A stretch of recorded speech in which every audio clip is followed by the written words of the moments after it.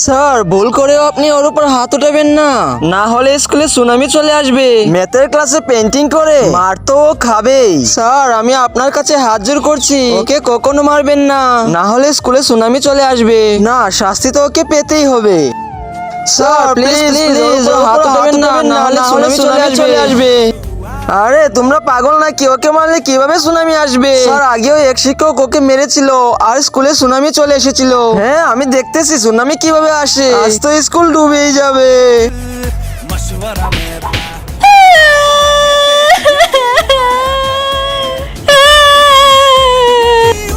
নিচে সাদা কালারের সাবস্ক্রাইব বাটনটিতে ক্লিক করে যারা সাবস্ক্রাইব করে দিবে তাদের মা বাবা যেন অনেকদিন বেঁচে থাকে, আর যারা ভিডিওতে একটি লাইক করে দিবেন তাদের মনের আশা যেন পূর্ণ হয়। আর আমি মন থেকে দোয়া করে দিলাম। আরে এ কি হচ্ছে?